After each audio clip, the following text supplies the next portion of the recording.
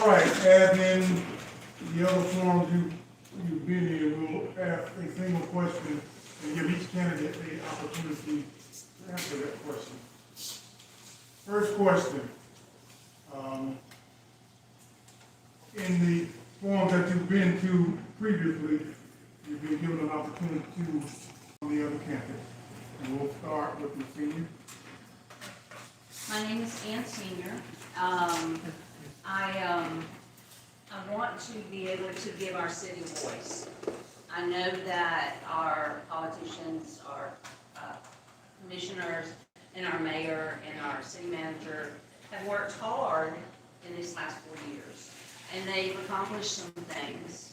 And there's a lot of things still on the table that they need to do. But it's time for all of us to come together as a community and to voice our opinions and to let them be heard and to let them know that they need to be on the table as well.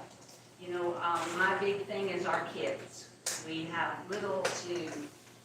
very little for our kids in the city limits. I wish that our government would open up some internships for our kids to go in and work and let them get their foot in the door so that if they don't want to go to college, they can at least kind of know where they're going.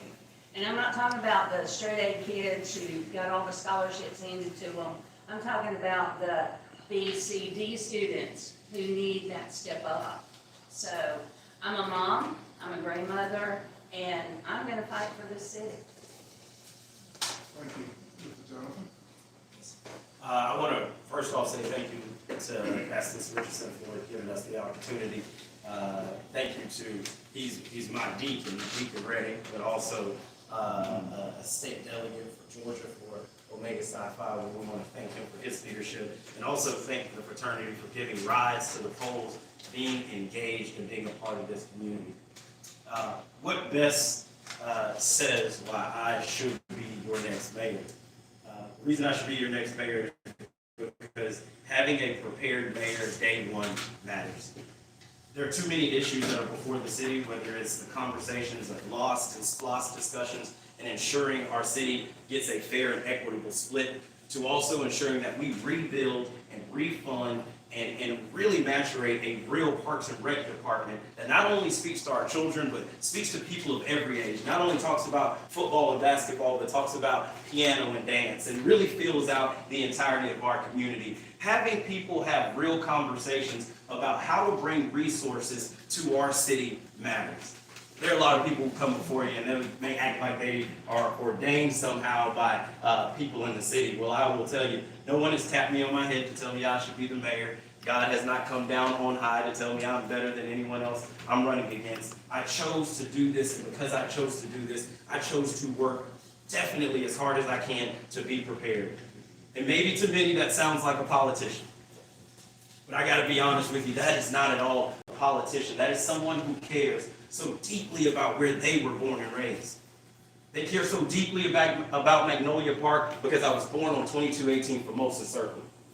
I care deeply about College Park because that's where my friends grew up. So when we talk about rebuilding infrastructure, when we talk about changing the city for the better, I might be the politician in the race, but I'm also the person who has worked the hardest to be prepared for you.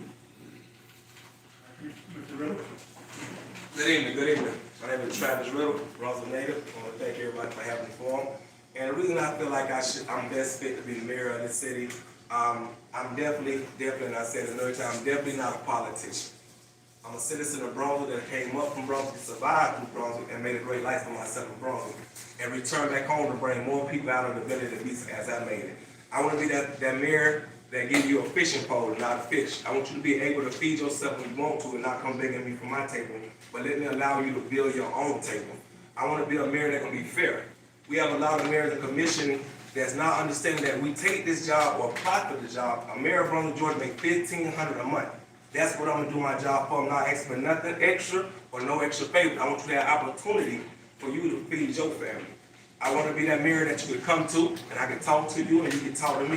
I've been out campaigning in areas that people overlook. I'm in the projects. I'm in the low-income areas. Because those people have dreams, and they need the opportunity to fulfill their dream without being part of this big, good old boy system. Let's say that.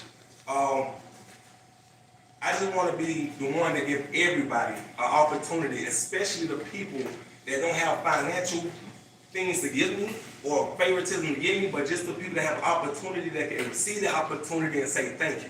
I want to be that voice for the people that's scared to speak for themselves.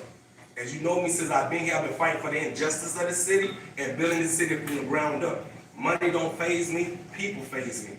I want to see everybody have an opportunity to fulfill their dreams and feed their family. Again, my name is Travis Miller. Thank you.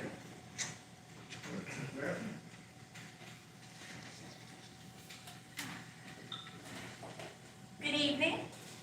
My name is Helen Laxton. Thank you for having us here today. Brothers, although Mega Phi, I have seen what you have done in our community. You have been our mentors. You have been our coaches. You have done so many things and have taken us to the polls. And I thank you all so much for what you have done in our community. What makes me uniquely prepared? Because I'm prepared to serve. No leader is a leader if they are not willing to serve. Serve the people in which they say that they are coming to represent. Here in the city of Brunswick, I have heard of the haves and the have-nots. I have seen people come. I have seen people return. Yet I have remained in the thick of it because I am the city. Can I say that I'm ordained? No. Can I say that I have been asked? Yes. Because the works that I have done speak for me. I believe that we should have programs not only for our children, but for our adults as well. Because if we give to our children and send them back home to an environment that is not conducive for their growth, what are we doing? We're starting from scratch every single day. So what makes me unique? I am you. I am the city. And when I say this, I am not saying this from a demographically drenched rhetoric. I say this from the opportunities that have been afforded to me by those who have sat in the highest of seats and have sat in the lowest of streets. And so I am here to represent and serve the people of my community. Thank you so much. Thank you, Dr. Perry. First of all, let me say thank you to our organizers for giving us this opportunity to share with those of you that have shown up to hear what we have to say. Each of the candidates that are running for mayor have done an outstanding job. Each of these men and women have shown in different ways what makes them unique and what they can bring to the table. And honestly, I believe that most of our candidates would do a good job. But what we've got to ask ourselves is, who is the leader that's right for this moment? Over and over again, I've been saying to our community that I am the right choice for this moment. Because the idea of building a community without using community is absurd. We hear people talking about ideas and concepts. We hear people talking about relationships, state relationships. And yes, they have a part to play in the process of growing community. But you don't build local community without bringing community together. And of all of our candidates, I'm the candidate that has worked over and over again to bring our community together. And if we're going to survive, thrive, and be everything that we're called to be as a community, we have to learn, first of all, how to be community. That doesn't just mean being a black community. That means being a community holistically. One of the things that has kept us back historically, as you look at our leadership makeup over the years, is that we've had the inability to come together as a community. Our leaders have been divided. Well, it's time that we come together so that we can be the city that we know that we have the potential to be, and I have the ability to bring our community together. Thank you for your time. Sir? Mr. Williams? Good afternoon. Thank you to the brothers of Lagos Sci Fi for putting this forum on. As you all know, I'm currently serving as commissioner. For the past 8 years, I've worked hard to make sure that our city is on the right financial path. When we got in office, the city of Brunswick was taking out tax anticipation notes to make their payroll. Today, we have a surplus. We want to continue to keep the city going in the direction that it's going and moving it forward. We have paved many streets. We've done a lot of infrastructure work. Mansfield, we're currently working right back here in Magnolia Park, and that project is getting ready to wrap up soon. Hopefully by the spring of next year, that project will be complete.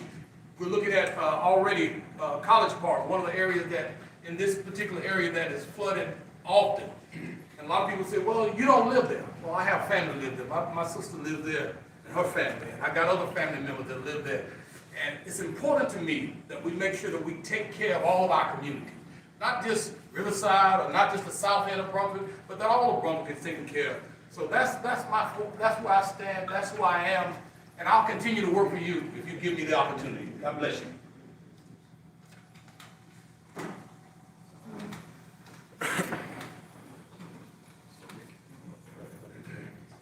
All right. Thank you, Mr. Williams. Voices have spoken of a need for public transportation within the city. Voices.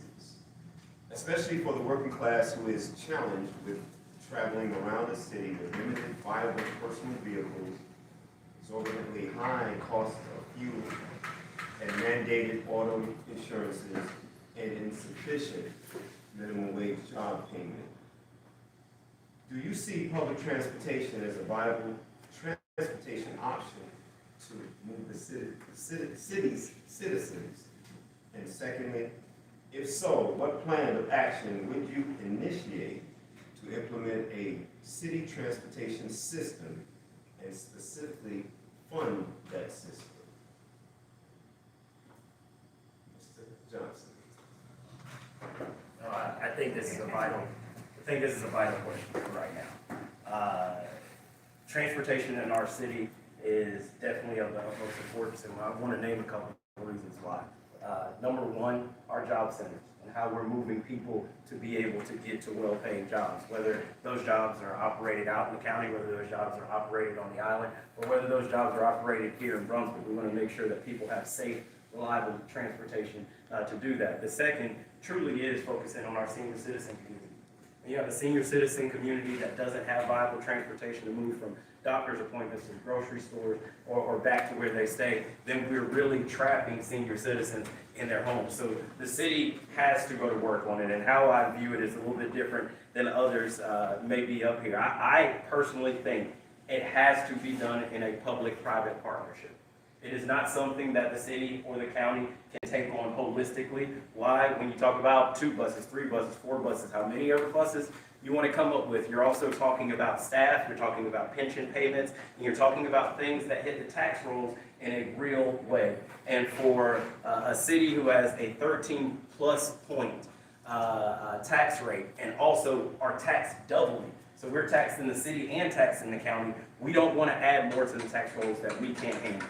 So what we have to do is immediately focus on the job centers in Brunswick that are already moving people. You got Sea Island moving people, you got the port moving people, you got Rich CPAC moving people. We have to partner with those businesses, find out how they are moving people, where they're moving people throughout our city, partner with them to undergird that transportation and open that transportation up widely to the public. So you could have something that will move you from the south side to the mall, to the island, and throughout the county. But those dollars will be being paid for not only by the city, not only by the county, but also by private companies who are already doing so. All right.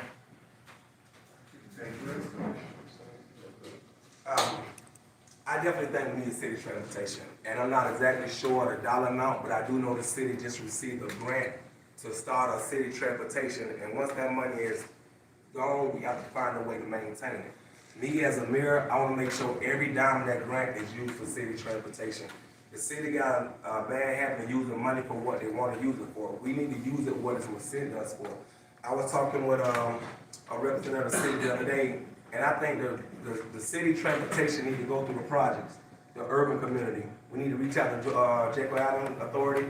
We need to reach out to Sea Island so the people that don't have transportation to get to the job, get to Walmart, get to the grocery store. Like Mr. Crosby said, get the senior citizens to where they need to be. I've seen this happen in Atlanta for years, and it works. I see millionaires ride city transportation. I see people that only got enough to get on the bus ride transportation.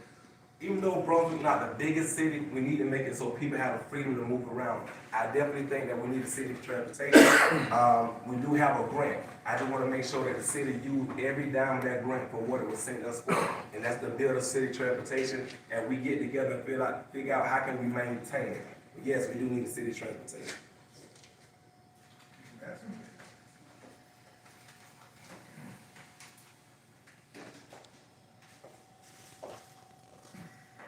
City transportation is not anything new. We had it in the 1950s, again in the late 90s, early 2000s. The difference between what happened in the 50s and what happened in the late 90s, early 2000s is that in the 1950s, it actually worked. We not only had a bus transit system, we also had a trolley system as well. We still have the tracks in downtown Brunswick. What happened in the late 90s, early 2000s is that people were not aware of how far they were going to be able to go. They were not aware of the bus stops, and it stopped at a certain time of night. So, can it be done? Yes, it can. But the question right now is, how do we do that? I had the pleasure of speaking with city manager, and they are already in works, city manager, Ms. Regina McDuffie, and they are already planning to bring public transit to our community. The only question is, how are we going to do it? So yes, there is money. Yes, there is grants. Yes, it will talk about pensions, and yes, it will talk about employment. But isn't that what we want anyway? Isn't that what we want to bring to the city? Employment, economics, money coming into the city? I thought that's what we were talking about here. And so, when we open up our opportunities to bring transportation into our city, no matter how we are talking about bringing it in, because there is money there, and yes, we do need to make sure that that money is being spent. But local transportation is going to pay for itself. We just have to make sure that it's effective in all of our communities. Thank you. Thank you, Pastor Bailey. I'm going to be fairly short. When it comes to public transportation, it's something that we definitely need to do. It goes back to my introduction to you all. We do it through partnership. I agree with most of the statements that have been made by other candidates. There has to be meaningful partnerships in the process of making this happen. One of the delays to getting public transportation to the place that we want it to be is bringing those partnerships together. And again, this is going to require leadership that has the ability to be a bridge builder, to bring the proper people to the table so that we can partner to accomplish this particular objective. When we look at the benefit of public transportation, it benefits everyone in our county.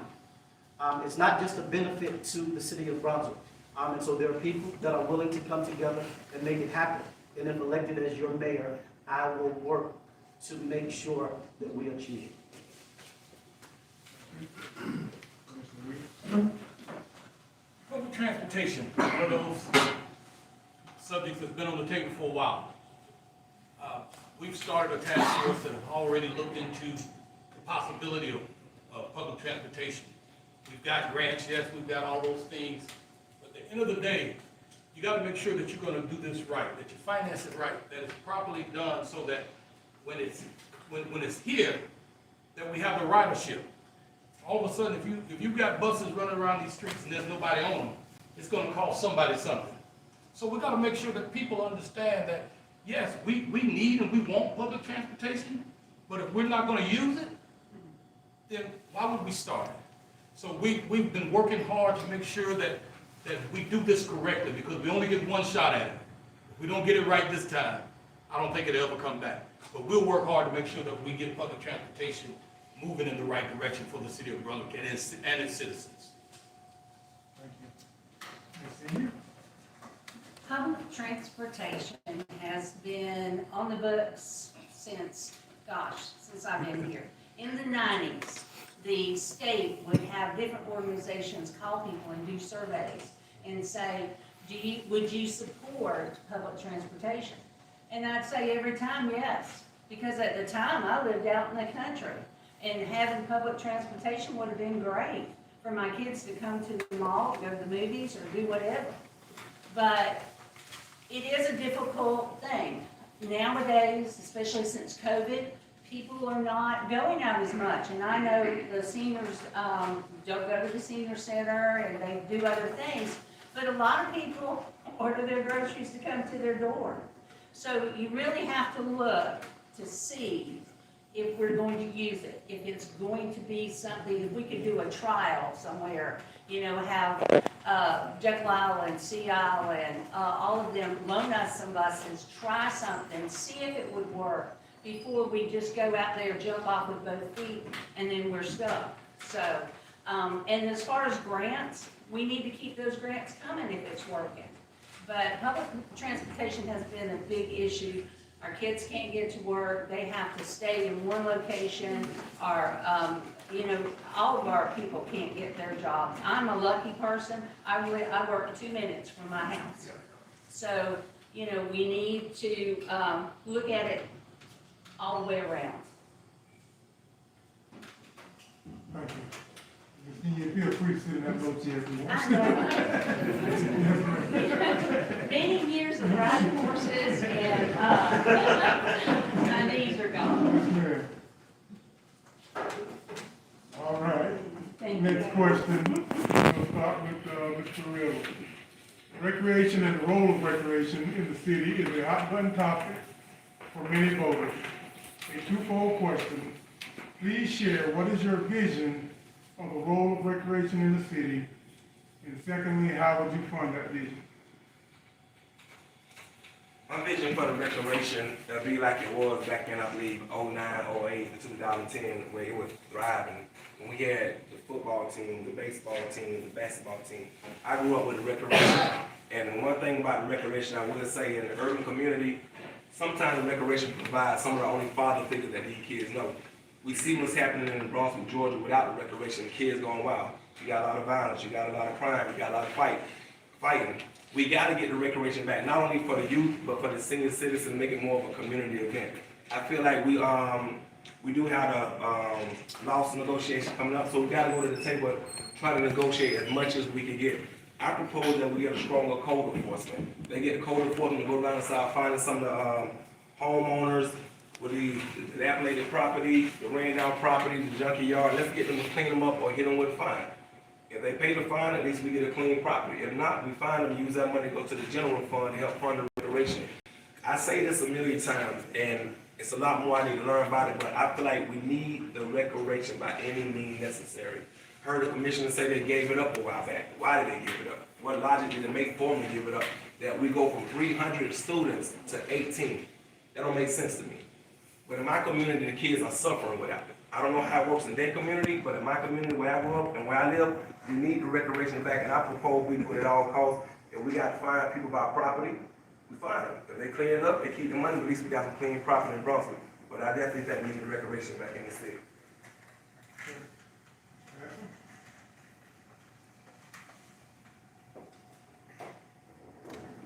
Recreation. Is it just sports? No. It's a recreation of energy. I have had the pleasure of volunteering at the Roosevelt Mars 8th Street Rec for many years. I have seen what they have done there. I have seen what Coach Langston Gamble has given to the community with little to nothing. So the Parks and Rec does play a part with the recreation of energy. It plays a part not only for the sports, because not everybody plays sports. We have right we have singers, we have artists, we have pottery makers, all people who are waiting for the opportunity to find someone to make that flourish. However, there's a first part that goes with the recreation part. It goes into beautifying the city, where this is a place that people want to ride through and come to visit, not only to get to the beaches. So there are grants. We must have a grant writer. We must look into grants to bring to our parks and rec. So once we get it back, we can make sure that it is thriving, where people can come and have an opportunity to recreate their energy. Thank you.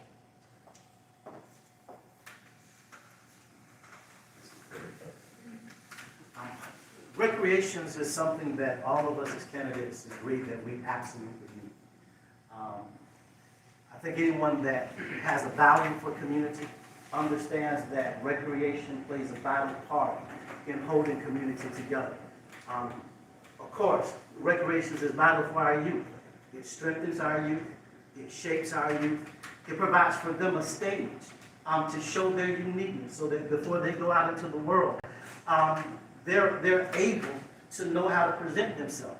And so there are many things that recreations provide for us, but not only does it meet the need of our youth, recreations historically has been a place that has brought adults together.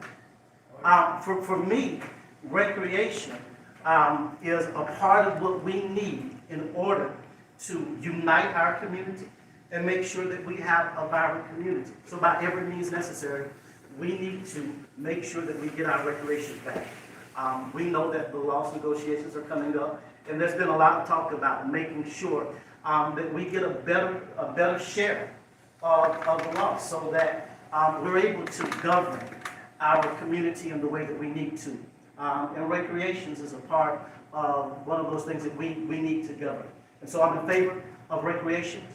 I believe that even within our community, there are so many who know the need of it, that our community becomes a source of revenue also for our recreations. We've heard the grant writing concept.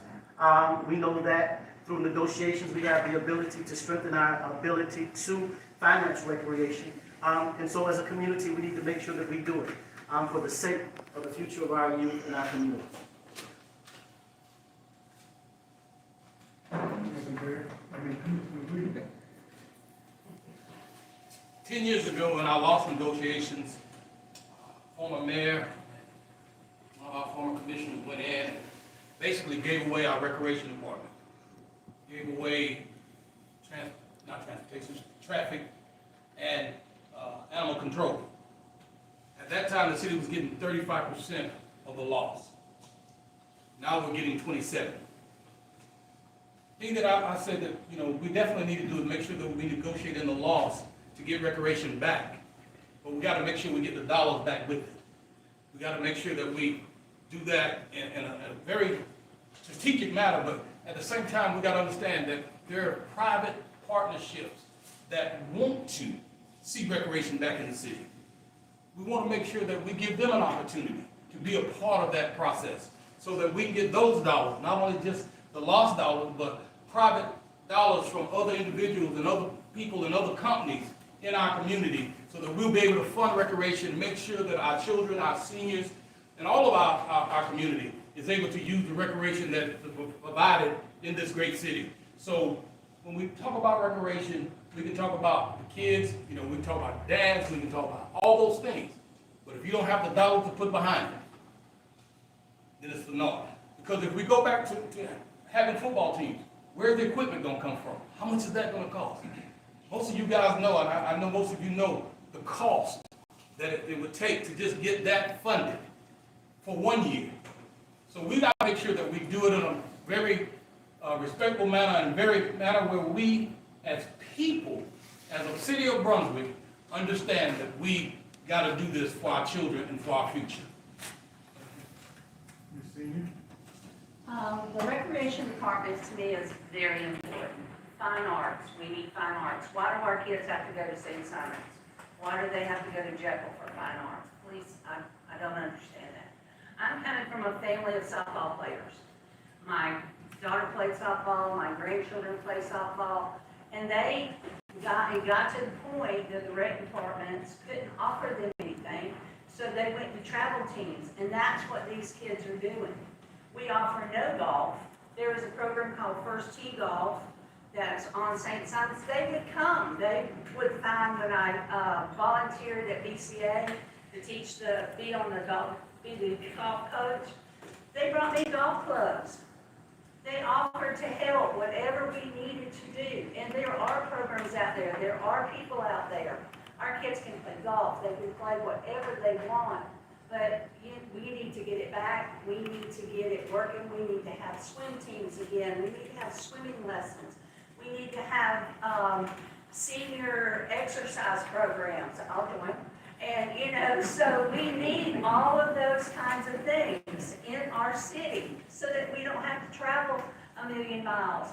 Gas is $3 plus a gallon, folks. I don't know about y'all, but, I don't waste it, so.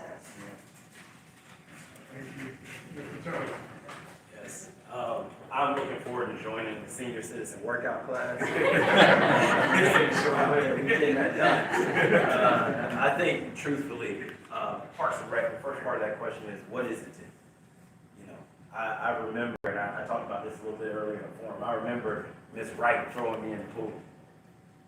I remember my mother and my father working down at First African Baptist, maybe with Deacon Ames, and them just being able to tell me to walk down the Howard Car to go to the baseball game. That I was playing with Dominique or Bebe and Franco. You could just walk with them down here. What we lost in that was more than just a rec, more than just sports, more than just the triviality of what we make it. What we lost was community. What we lost was family.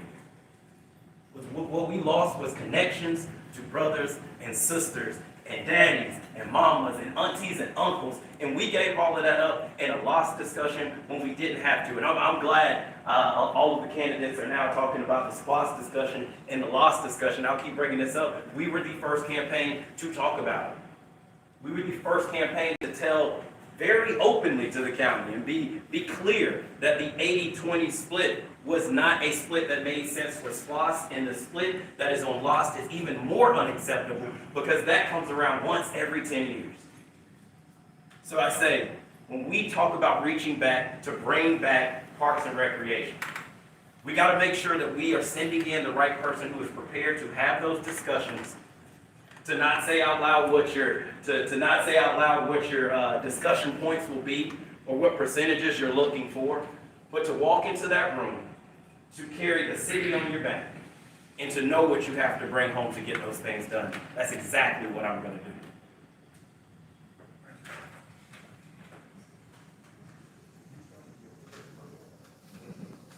All right, thank you, Mr. Johnson. Here's question 4.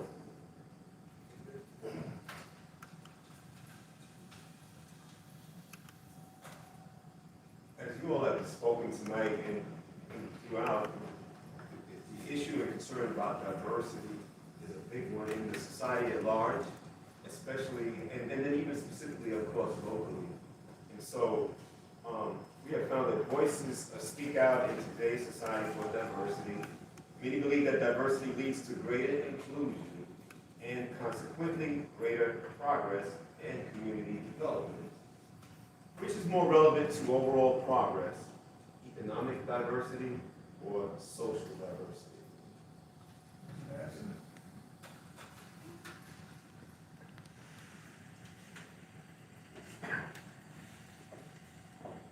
Can we separate the two? Can we separate economic diversity from social diversity? When we think of diversity, we think of Black, brown, white, Asian. We think of the blanket. However, if that Black, brown, white, Asian person, if they all went to the same school, is that diversity? No. You have the same thought. Diversity is experience.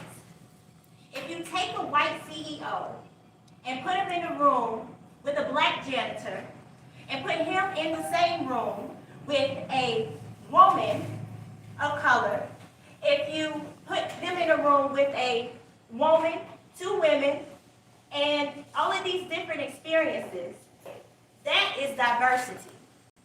And so when we speak of diversity, we have to stop looking at the blanket. Economic diversity does not speak to the blanket. It speaks to everyone, because everyone deserves economic equity.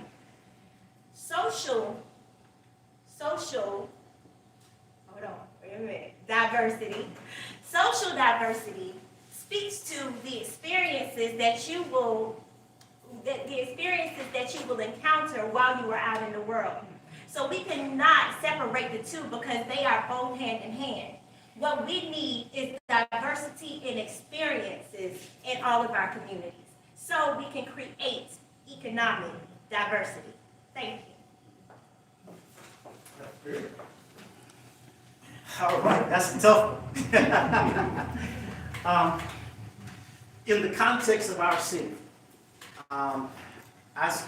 believe that we can't turn our head to the need for economic diversity. There is an absolute need for equity within our communities. We need to see our share of the wealth. So we hear a lot of people talking about equity. I think the challenge that we face as it relates to equity as a community is that oftentimes we're chasing equity without understanding that equity requires unity. We can deal with things like redlining, the fact that most people that are black and brown don't get a fair shake when they go for loans. But if we give you the loan, but we're not a unified community, your business still fails. And so while we have to take seriously the fact that there needs to be economic diversity, it's equally important that on that social end, that there's a strengthening and a unity that undergirds the efforts that we're trying to make. And I'll leave you with this, because I really want it to stick in our heads. Our organizations, our individuals that get out here and claim to be champions of equity, but have the audacity to tear down your own people, we can never have equity that way, because real equity requires unity. Thank you. Commissioner? Equity and equality. Those two words that used a lot. A lot of folks don't realize that with equity, there's got to be opportunity.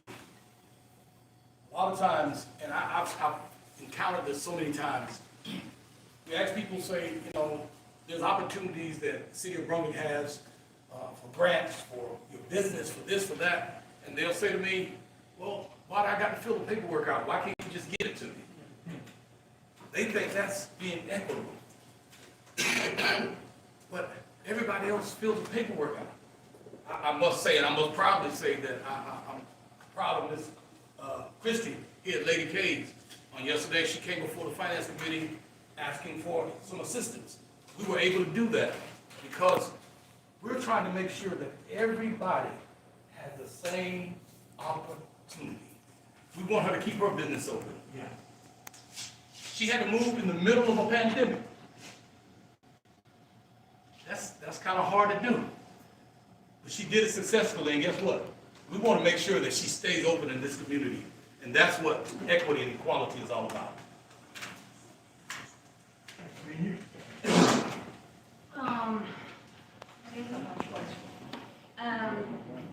Equity, we need the jobs. We need our community to have more businesses come into our city, to give people jobs so that they feel better about themselves and they raise up and not saying, well, this person has this and this person has that, and I'm sorry, my thoughts just aren't very clear on this. It's like if I drive a Cadillac and you drive a Volkswagen, You know, everybody wants to be on the same page, but I would be that one driving the Volkswagen because it's a classic and that would be cool for me. But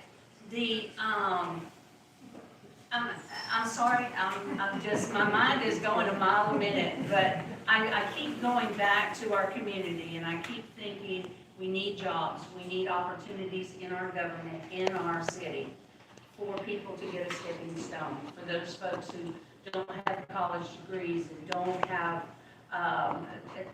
have great living conditions. Give them a job. You know, you don't have to pay them $1 million, but give them an opportunity to step up. And then their lives will come together, their children's lives will come together, and we'll be a better community.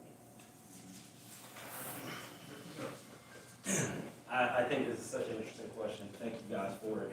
Because I think, I've heard everyone, and I think the proposition that they have set up has been an either or, a versus kind of setup. What I truly believe is that it's more of a cause and effect relationship than a versus relationship. I believe social diversity. I believe diversity and inclusion. I believe diversity of thought. I believe diversity of culture. I believe diversity of minds, all in the same room, create the economic growth and the economic diversity that we seek in our community. I want to be honest, it was amazing to be able to work in Atlanta on not only repealing citizens arrest, but also making sure we passed a hate crime statute for which Georgia was the last of 3 states to have it actually be done. And what I figured out is in crafting the legislation and working with people around the nation, but also right here in this state, you saw not only the Anti-Defamation League, which is the Jewish community.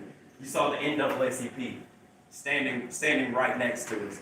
And in the midst of that, you saw people like Don Hogan and Sheila McNeil, and out of all of those meetings with people who were black, white, different religions, different ages at the table, I think that diversity came together and created the best product that we see that came out of those pieces of legislation. So when I think about Brunswick, when I think about us building the economic future that we want, we don't build that economic future unless every single one of us is at the table.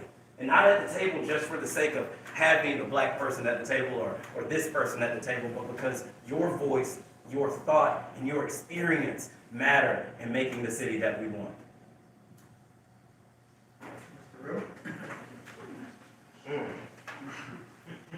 Before I came in here, I prayed.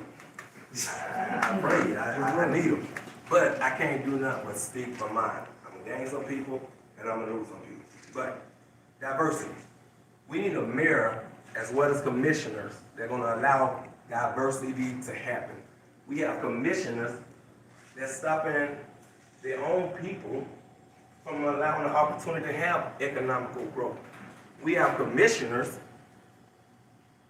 that have fruit stands with no license, no permit, no paperwork on record for their business, but yet you will get up there line other commissioners of the mayor and vote against somebody that want to have an opportunity in the same field that you manipulated. But then you speak and say that you have an open door policy. Brunswick, we cannot allow to continue to put people in positions like this. I heard Gary Cook say it, and I heard it for myself. A commissioner say we have to go against the charter. Why? When your friends, your church member come for you, then you adjust it. We can't allow that. We need everybody to have the same equal opportunity to grow. This is why Brunswick is where it at. We're taking away opportunity in our community, sending our kids like that to do the illegal stuff. While you making a living with your fruit stand, but you vote against other people, trying to have the same opportunity that you give your family. That's not leadership and that's not fair. Let's talk about economic growth for everybody. Not for the good old boy system, not for your church members, and not for your friends. We want everybody. Cook deserve it. You deserve it. Just like you deserve it. We'll make sure everybody getting what you getting too. We got to allow economical development to grow for everybody. We cannot go against our own kind and poke our chest out that tough. But when somebody of another race should cower down and poke check, we cannot continue to do that. We need a mayor that's going to stand up to the commission that sit beside them and allow this to happen. No, if I'm the mayor, I'm going to address it right there in front of the camera like I'm doing now. We cannot continue to put people in a position like this, then they get up here and change their mind in front of y'all. I pray. Thank you, Mr. Riddle. At this time, because of time constraints, we would want to go, we have a lot of questions. I think we have some great questions. But meanwhile, because of the size of the candidate pool, we'll have to cut it at this point. What we'll do now is go into the basic summations of your positions. At that time, you can, talk about any topic, summarize how you want to, and address whatever concerns you have, rebut, however. So, each person will have 2 minutes. Yes. I want to thank you all for allowing me the opportunity to share with you all on tonight. In these kind of environments, we're kind of forced to talk about our differences. But I started out on tonight in what I think is going to be the last forum, and honestly saying that I believe that all of these candidates bring leadership skills. That's unquestionable. But as I stated before, I believe that I am the candidate with the ability to bring our community together. I've never tried to pride myself on being the smartest guy in the room. I believe that I have some intelligence, and yet that's not my claim to fame. I do pride myself on being humble enough to understand that to build a city is bigger than one person, that it takes community to build our city. And that within our community, we have the skill sets, the talents, the abilities, the people with the relationship pools that it's going to take in order for us to be the city that we all know that we have an opportunity to be. But I will continue to herald the same message, and that is that in order to build our city, we have to bring our community together. And I am the leader to do that.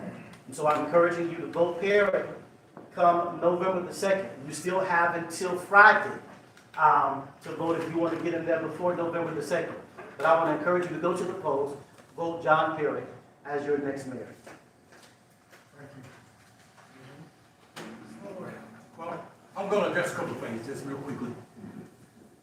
If you want to check, I do have a business license. I pay for it every year, just like everybody else does.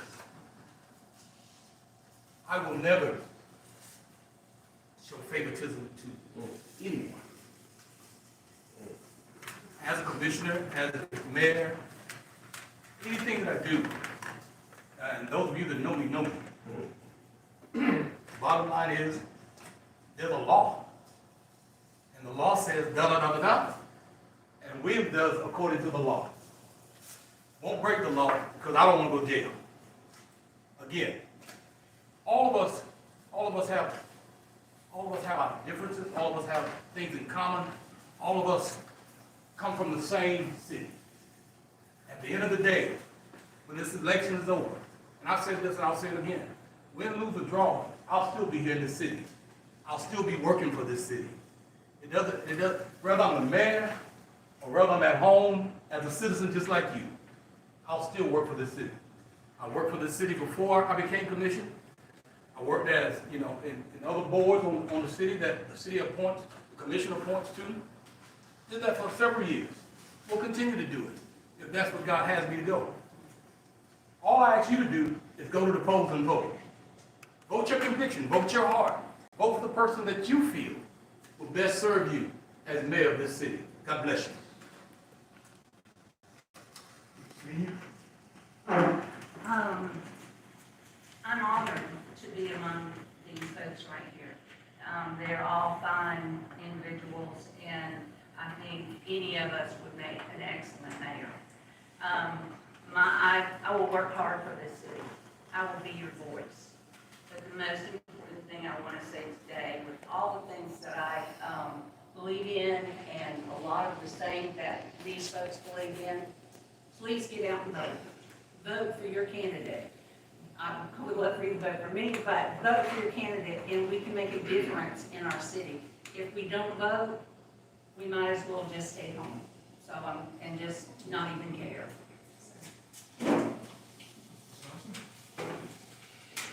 I want to, first off, again, thank you to the Omega Psi Phi fraternity for putting this on and having us. Thank you to everyone who's participated in the forum, the North Board candidates as well, for you all coming out.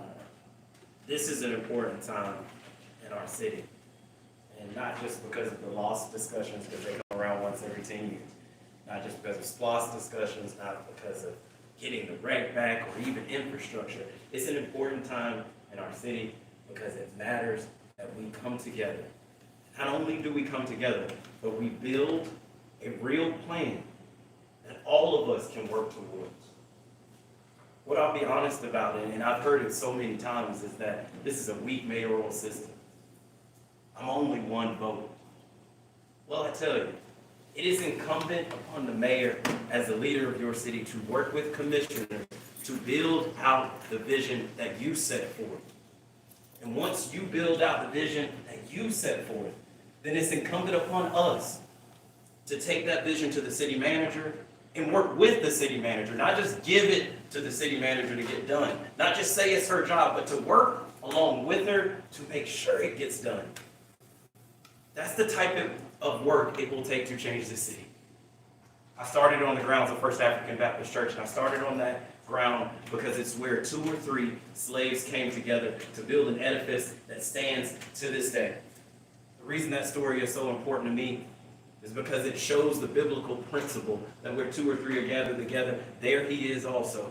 And what I can tell you is that we come together and we link arms as an entire community and we build out a plan and we start to walk and move in that plan, there's no telling what we can achieve. I ask you to vote Cosby Johnson for mayor on November 2nd, and I look forward to being your mayor.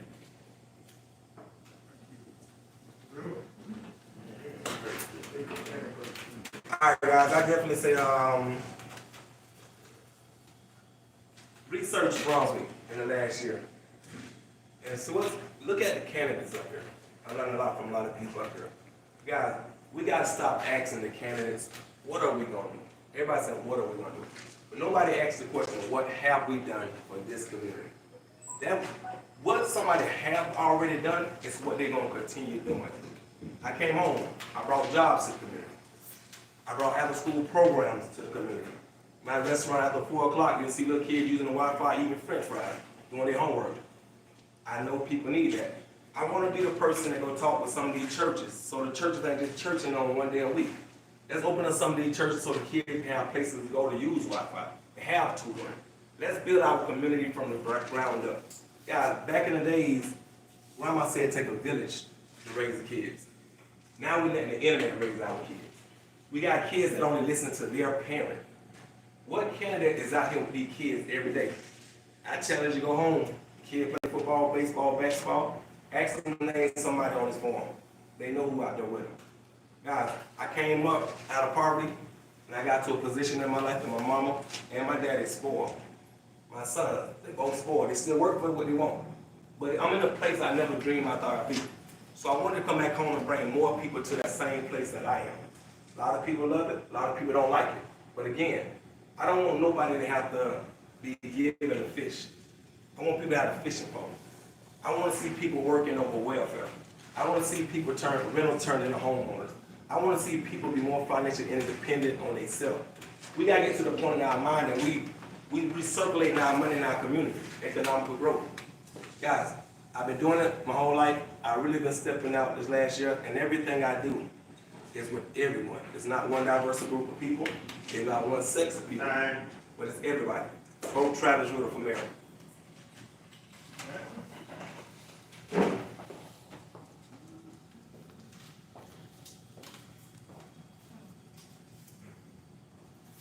I have no opposition. I have no physical opponent that sits up here with me. I have had the opportunity to go to summer camp with one of my candidates. I've had the opportunity to go into the offices of some of my candidates. I've had the opportunity to tell some of my candidates how I really felt. So I have no opponent that is physical. My opposition is the systems that are keeping us in a place of economic irrelevance. All of us. We all need to benefit from this city, as the city has been benefiting from all of us. I cannot make many promises, but only one.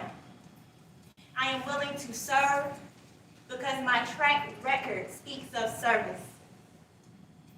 If you Google me, if you look me up, please see how I voted. Please see the places that I have held. Some are listed, some are not. However, my name is a part of this community for my service. I am willing to serve the people of this community and be an ear to those who want to help me in leadership in this city. I thank you so much. I ask that on November 2nd, you vote Helen Rachel Laxon for your mayor. Thank you and have a good evening. All right, let's give all of our candidates applause.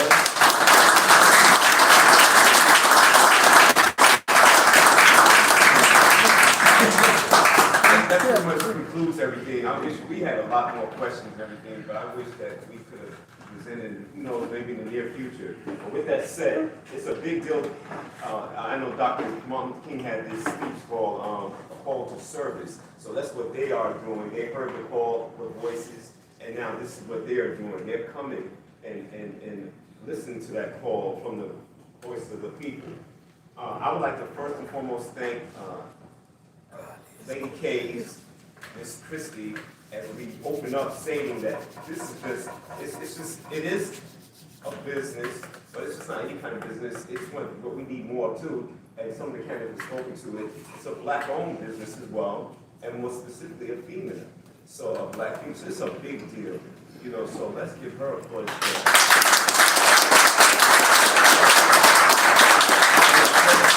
in closing, thank the brothers of Minute Soul, specifically Omega Psi Phi, for putting this on. I'd like to thank them, and the brothers are here, and you all talk to them throughout and everything. And please, just vote. And I want to say this in closing about voting, and we have to keep this in perspective. The right to vote is so relevant, so important in our society that I know this is a fact from my previous career, that you can be arrested, convicted as a felon, go to prison, and they will take that right to vote away. And in some states, Georgia is one of them, it's modified somewhat. Florida and other states, they never return the right to vote.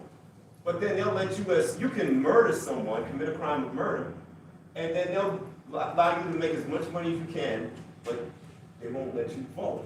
So that should tell you something, in that one quick example, how important the right to vote is. So please, you all, go out there, exercise that right to vote, because it's so important. It's your voice. If you don't vote, you're not American. You're not a United States citizen. So that's it. That tells us a lot. So that sums up everything. We appreciate y'all. We appreciate y'all, contributing your thoughts and minds and just participating in our first activity. Brother Rhines. Yes, I would like to say to each of you, I want to thank everybody for coming out. And I go across this area. I'm from Valdosta, Georgia, and I'm here. Tonight's forum, if you will, is live on Facebook. And if you want to visit Facebook, and if you want to help yourself maybe get some votes, you may want to take and share it to people who have not voted, and it may help you out. But if we don't share it, well, it might just be a waste of time. Y'all have a good night. I want to appreciate my brother and all of my sisters. And I thank God for you who care enough to make a difference. All right, thank you.